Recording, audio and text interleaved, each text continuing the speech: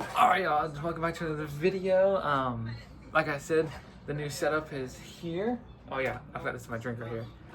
But yes, this is the new setup we're doing now. We are recapping the NASCAR Cup Series second race of the round of 12, the Hollywood Casino 400 from Kansas Speedway, and I gotta say this race was really fun to watch. Interesting strategies, crashes, a flip for the first time this year in 2025. Hold on.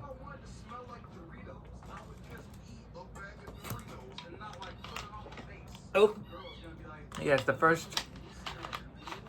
I want to say this was the first flip of the year, but I think it is. But we'll get into that here in a minute. But I want to introduce someone new to our little video.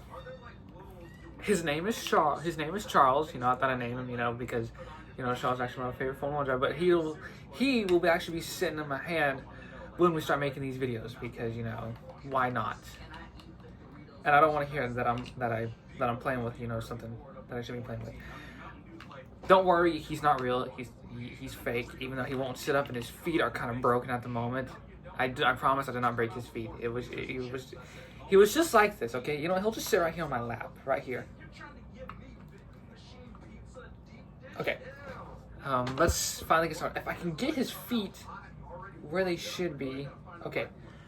But oh my gosh, his feet will not stay. But yes, it was the first race of the second race of the playoffs, and it was Chase Briscoe on pole with Denny Hamlin alongside. So it was a Joe Gibbs Racing front row lockout with the 200 cars of Kyle Larson and of Chase Elliott. And you know how it is with these starts and restarts; they start fanning out 3, 4, 5 wide, and that's what they did. Denny Hamlin won stage 1.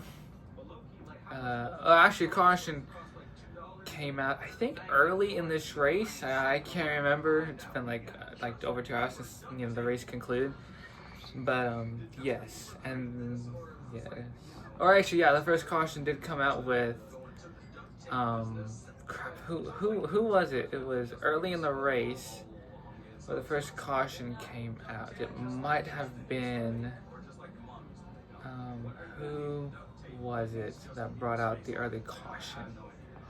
I can't remember who it was, but yeah, there was an early caution due to a car spinning out. I can't remember who it was.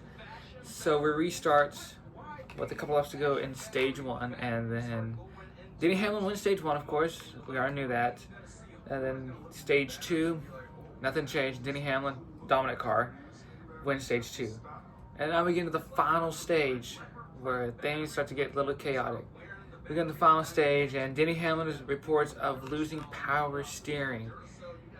Yes, reporting he's losing power steering, which is never a good thing in the NASCAR Cup Series. So yes, reports of loss of power steering and all that. And then Chris was closing, and then a couple cars got into the outside wall. Kyle Larson was one of them. We know how he loves running that outside wall. Kyle Busch was another.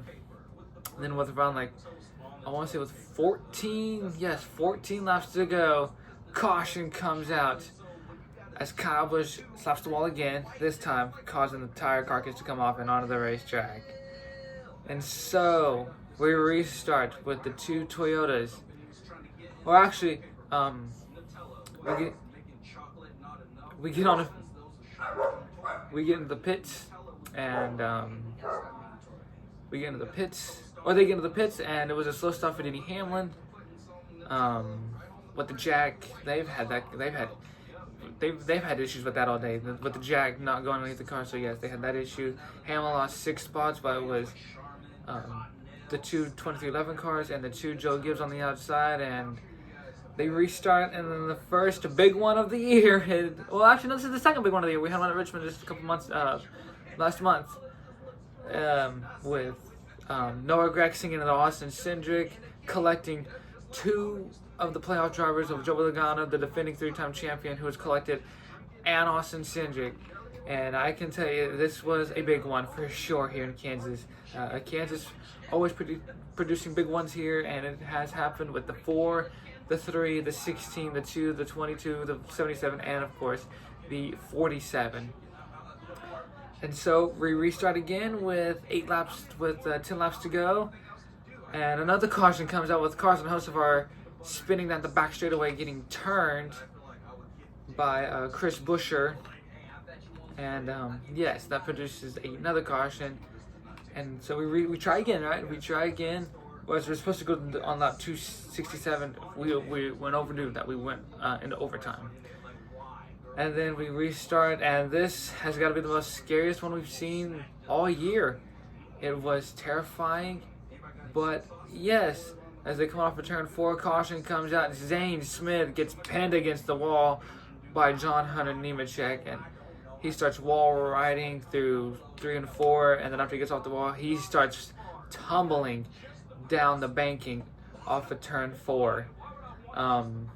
It was a violent flip. It was the first flip of the year. But yes, the first flip of the year. And yeah, I don't know what to say, but holy cow, that was vicious, and it looked very, very violent. But thankfully, Zane Smith was okay. He, like he said in his interview, he was pissed off that he got wrecked. So yes, but he got wrecked by John Hunter Nemechek. So that's why he was mad, because he got wrecked, having a good car. And then yes, and then they threw the red flag out because, you know, Zane Smith, after he was flipping down the banking in the 3 and 4. And then after the red flag, we go back under caution.